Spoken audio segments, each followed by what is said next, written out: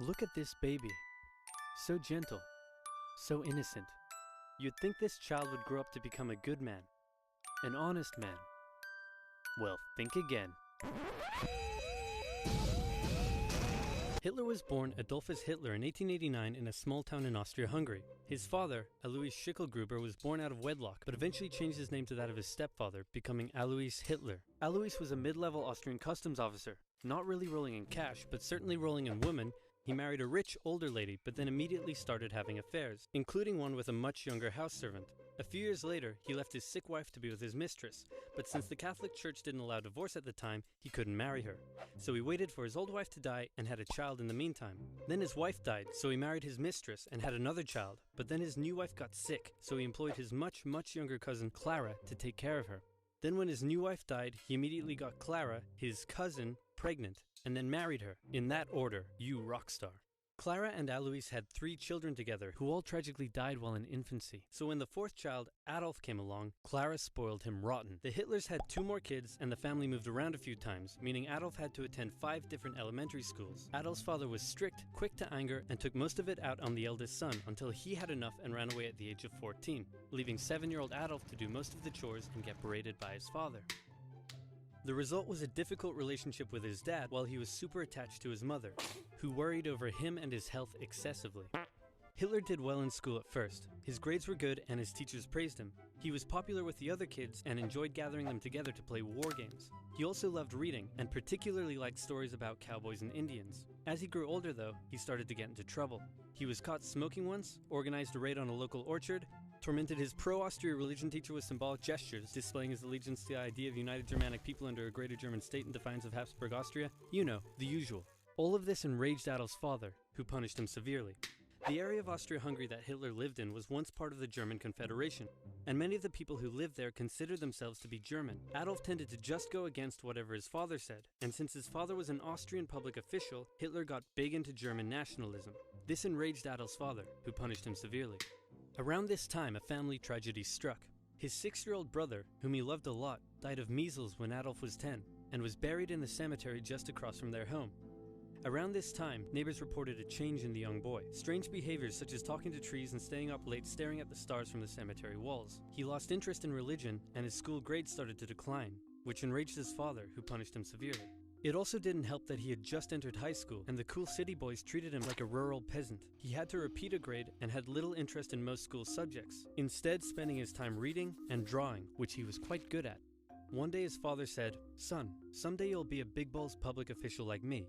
And Adolf replied, "No, father, I'm going to become an artist and soar high above the clouds with the eagles." This enraged his father, but by this time he was an old-ass man, so he just sort of let it go, and then died of a lung hemorrhage. Hitler just about passed his final semester, and celebrated in the typical way, by getting blackout drunk and wiping his ass with the certificate. However, he didn't take the overall final school exam, instead just dropping out. The now 16-year-old boy was unemployed, without much purpose in life, and for the next 3 years he stayed that way. He spent most of his time at the opera with his only friend, August Kubizek. Kubizek later wrote his memories of the young Hitler, and said he was passionately interested in many things, felt he was in many ways better than others his age, was quick to anger just like his father, and an incredible speaker once he was ranting. When he was 18, he said a very sad goodbye to his mother and went to Vienna to take the entrance exam for art school. He failed. Soon after, he had to return home. His mother was sick, and her health was rapidly deteriorating. Hitler stayed by her side, and when she eventually died, the family doctor said he had never seen someone so overwhelmed with grief as Hitler was. Then Hitler returned to Vienna, still hoping to find a career in the arts, but he never did. Instead, without parental support, Hitler ended up on the streets. Now in his early 20s, he spent a few rough years living in and out of homeless shelters, making what little he could from selling postcards he painted. It's hard to pinpoint exactly when and how Hitler's extreme ideological beliefs formed, but his time in Vienna would have certainly played a role.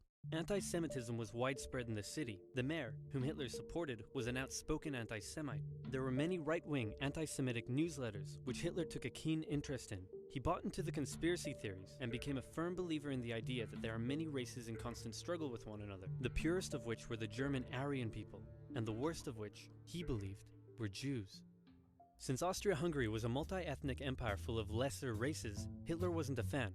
So when he was 24, he moved to Munich in Germany to avoid doing military service, and for one more year he was a drifter on the streets, until something huge happened. In 1914, long-standing tensions in Europe erupted into the First World War. Crowds across Europe celebrated the news. Within days, Hitler volunteered for the German army. The war gave him a purpose in life. His fellow soldiers gave him friendship and brotherhood. Despite the horrors of war, Hitler considered it to be the best time of his life. He was reportedly a brave soldier and was awarded the Iron Cross, first class. He was also very lucky and had many close encounters with death. His luck ran out in 1916, however, when an artillery shell injured his leg.